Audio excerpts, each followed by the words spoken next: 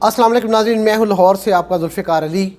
आज है मार्च की 22 तारीख़ और साल है 2022 और चैत के देसी महीने की आज तारीख़ है 9। आज का व्लॉग भी मैं पाकिस्तान रेलवेज़ के उन 1.25 लाख पेंशनर्स के लिए कर रहा हूं जिनकी पेंशन आइनी हक, जो पेंशन एक आइनी हक है, जिस तरह से वो दबाया गया है उसकी रीज़न कुछ भी है। पाकिस्तान रेलवे के पास फाइनेंशियल कंस्ट्रेंट्स हैं या पाकिस्तान हुकूमत की तरफ से उनको की मदद से हाथ खींचना है, जो भी उसकी वजह है। बहरहाल ये आईन पाकिस्तान की खिलाफ वर्जी है कि आप सरकारी रिटायर्ड मुलाजिम को पेंशन ना दें।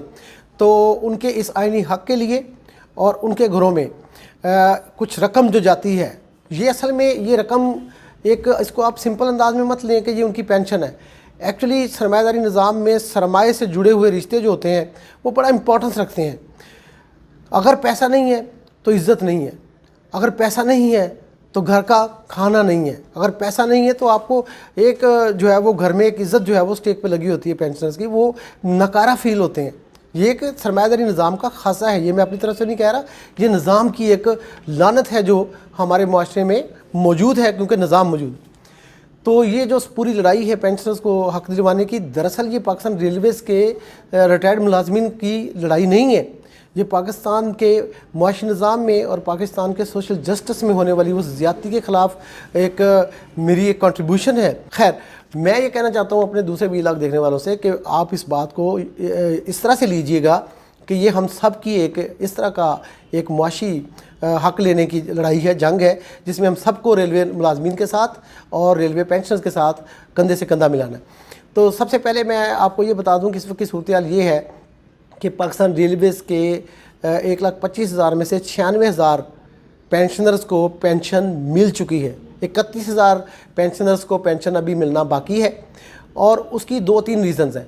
एक रीज़न तो ये है कि जो 3 अरब 1 करोड़ 10 लाख रुपए की टोटल ज़रूरत थी, उसमें से 50 करोड़ रुपए आज सुबह तक कम थे।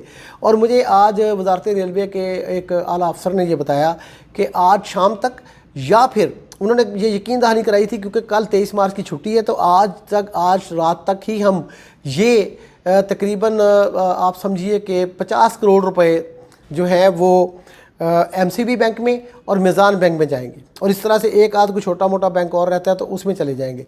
अब ये सारे पैसे जाने के बाद MCB बैंक के जो पेंशनर्स हैं उनको पेंशन मिल सकेगी अब 24 को शायद मिल सके या 25 को, इसलिए कि ये पैसे अगर आज ट्रांसफ़र हो भी गए तो कल छुट्टी है, तो कल ये हो नहीं सकेंगे। और 24 तारीख की शाम को ATM वाले शायद ये पैसे ले सकें, और बाकी जो पेंशन जाके खिड़की से पेंशन लेते हैं बैंकों में, वो शायद जो है वो अगले दिन यानी 26 तारीख को ले सकेंगे। और कानून ये है कि 2 वर्किंग डेज़ के अंदर पाकिस्तान रेलवे के पेंशनर्स को जो ट्रांजैक्शन पाकिस्तान रेलवे ने कमर्शियल बैंक के साथ की है उसके दौरान वो 2 वर्किंग डेज़ के अंदर वो पैसे पेंशनर्स को पहुंचाएगा, देगा। लेकिन हो ये रहा है कि 4-4 दिन भी पेंशन नहीं मिल रही। मैं रेलवे के मुतलका हुकाम से ये कहूँगा कि आप मेरे किसी उस 1-2 बंदों को, मैं किसी सब्सक्रिप्शन नहीं बढ़ा रहा, आप मेरे इस यूट्यूब चैनल को जुल्फ़िकार अली महतू ऑफिशियल को आप सब्सक्राइब करा लें, ताकि आपको पेंशनर्स के जो कंसर्न है वो डायरेक्टली आप तक पहुंच सके और आप फिर उस पर फैसला कर सकें और मुतलका हुकाम तक ये शिकायत जो है वो पहुँचाएँ और उसको हल कर सकें। ये एक तरीक़ाकार है।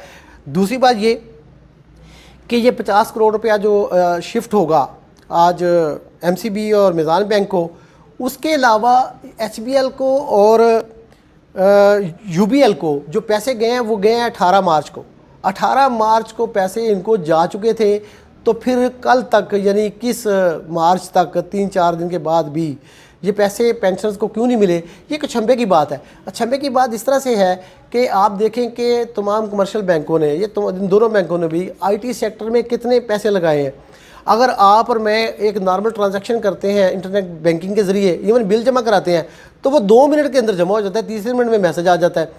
तो जो पाकिस्तान रेलवे इन कमर्शियल बैंकों का क्लाइंट है सालाना 100 अरब रुपए की ट्रांजैक्शन का, यानी आप पेंशन के 48 अरब लगाएं और फिर तनख्वाहों के लगाएं और फिर पेमेंट्स लगाएं दूसरी, तो कुछ 100 अरब रुपए का बजट इन्हीं कमर्शियल बैंकों के जरिए तो लोगों तक पहुंच रहा है ना। तो 100 अरब रुपए के क्लाइंट का इन्होंने ये शर्त किया हुआ है कि उसको कहते हैं कि 2 दिन जो है वो कम से कम हमें दें ताकि ये पेंशन लोगों तक ये पहुँचे। तो ये बिल्कुल नाइंसाफ़ी है, इसके ख़िलाफ़ सदाए एहतजाज बुलंद करना चाहिए आप लोगों को। मैं बतौर जर्नलिस्ट इसकी जो है वो इन तक पहुँचाता हूँ ये शिकायत।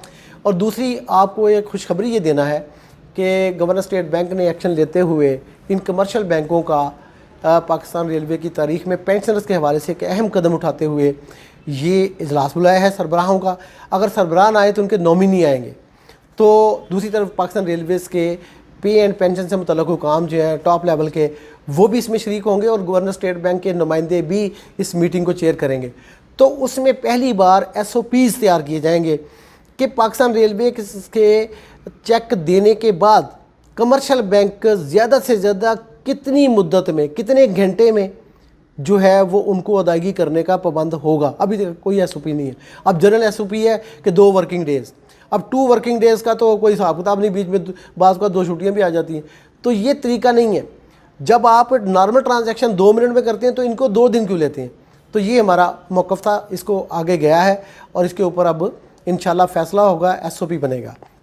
دوسری بات یہ ہے کہ اب اگلے مہینے کیا ہونا ہے. یعنی اگلے مہینے جو ہے پینشن پھر آ گئی ہے. اب آپ دیکھیں نا 8-10 دن رہ گئے.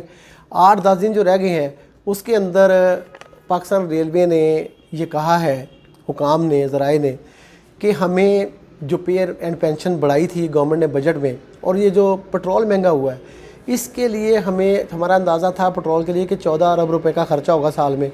تو اس کے اوپر ہو رہا ہے تقریباً کوئی 20-22 ارب روپے کا خرچہ. تو 6-8 ارب روپے یہ بڑھ گئے ہیں اور 6 ارب روپے کا نیٹ امپیکٹ آیا ہے جو حکومت نے 10% پینشن اور 10% تنخواہ بڑھائی تھی بجٹ میں کرنٹ فائنینشیل ایئر کے.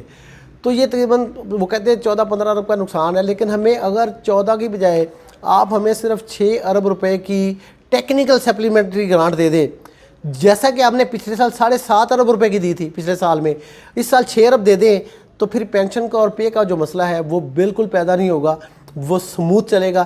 لیکن وزارت خزانہ والوں سے جو میری بات ہوئی تھی انہوں نے کہا تھا کہ یہ ممکن نہیں ہے, ہمارے پاس اتنے ریسورسز نہیں ہیں کہ ہم یہ کام کر سکیں. لیکن ہمارے ذمے جو پیسے ہیں وہ ہم نے نہ پہلے روکے ہیں نہ اب روکے ہیں. تو اگلے مہینے 3 ارب روپے وزارت خزانہ نے پاکستان ریلوے کو پے اینڈ پینشن کی مد میں دینا ہے. اب ریلوے نے اس میں پیسے ڈالنے ہیں کیونکہ خالی پینشن ہی جو ہے وہ 3 ارب روپے ہے, تو اس میں پے کا جو شارٹ فال ہے وہ کہاں سے پورا کرنا ہے. وہ آپ کو میں یہ میں بتا رہا ہوں آپ کو اپریل میں جو آپ کو پیسے ملنے ان کی صورتحال, اور مئی جون میں جانی ہے وہ اور طرح سے آپ کو بتاؤں گا, ساتھ ساتھ بتاتا رہوں گا. اچھا, ایک اور اہم نقطہ میں نے پچھلے ویلاگ میں اٹھایا تھا وہ یہ کہ کیا ریلوے لاہور ڈویژن کی تنخواہ بھی ڈیفالٹ ہو گئی. تو وہ ڈیفالٹ تو ہوئی ہے. اب اس کا ٹیکنیکل ریزن یہ تھی کہ اس میں IBNA نمبر جو انٹرنیشنل بینکنگ نمبر ہوتا ہے وہ مانگا گیا تھا لاہور ڈویژن سے. لیکن لاہور ڈویژن میں جو ہے وہ DS نئے ہیں, انہوں نے کہا کہ یہ تو پرانا معاملہ چل رہا تھا لیکن اب ہم نے اس کو پورا کر دیا ہے. اور اس کے مطابق انہوں نے پے کا جو شیڈول ہے وہ بھی اناؤنس کر دیا. جن کو تو 5 تاریخ کے جن کو تنخواہ ملنی تھی اور ان کو کل 21 تاریخ تک نہیں ملی تھی, ان کی تنخواہ ان کے اکاؤنٹ میں جا چکی, وہ لے سکتے ہیں جن کو 5 کو ملتی تھی. اچھا, اب چونکہ یہ اس طرح سے سسٹم ہوتا ہے ریلوے میں, تنخواہیں جو ہوتی ہیں وہ ہر روز میں یعنی ایک ہی روز میں مہینے میں نہیں ملتی, باری باری ملتی ہیں. تو 10 تاریخ کو جن کو تنخواہ ملنا تھی اور اب تک نہیں ملی ہے, جن کو 15 تاریخ کو تنخواہ ملنا تھی اور اب تک نہیں ملی ہے, ان کا شیڈول جا چکا ہے. اور ان کو سیلری جو ہے وہ اگلے یعنی سمجھیے 25-26 کو ان کو بھی سیلری مل جائے گی انشاءاللہ. یہ مجھے ریلوے کے حکام نے بتایا ہے, تو میں نے یہ آپ تک یہ بات پہنچا دی ہے. پہلے بھی میں کہہ رہا تھا کہ HBL میں پیسے جا چکے ہیں, UBL میں پیسے جا چکے ہیں, لیکن UBL نہیں دے رہا تھا. تو یہ UBL کی اب گوشمالی ہوگی. HBL سے پوچھا جائے گا اسٹیٹ بینک کی طرف سے کہ آپ نے یہ کیوں کیا ہے. ان کے پاس اگر شاید یہ جواب ہو کہ ہم نے تو 2 دن میں کہا ہوا ہے, تو اب 2 دن والا معاملہ ختم ہونے والا ہے انشاءاللہ. اچھے کی توقع رکھیں.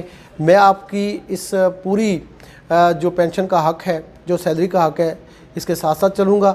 اور دوسرے ویلاگ کے لیے بھی اب میں دوسری طرف بھی جانا چاہتا ہوں. آج OIC کی کانفرنس ہوئی ہے, لیکن آج تو نہیں, کل میں اس کے اوپر بات کروں گا کہ اس کانفرنس میں, کیونکہ دوسرا دن ہے, تو مسلم امہ کہاں کھڑی ہے, مسلم امہ کے کامن ملک کہاں کھڑے ہیں اور ان کو کیا کرنا چاہیے. کشمیر کے اوپر یہ مسلم امہ اکٹھی کیوں نہیں ہوتی, ان کے جو ٹریڈ مفادات ہیں وہ کہ آپ کو بڑی تفصیل سے میں یہ آگاہ کروں گا, تاکہ یہ بھی جنرل بات ہے, اس کو آپ کو پتہ ہونا چاہیے. آپ کا بہت شکریہ میرے ساتھ رہنے کا. ویلاگ تھوڑا سا لمبا ہو تو معذرت چاہتا ہوں, آئندہ اس کو شارٹ کرنے کی کوشش کروں گا. خدا حافظ.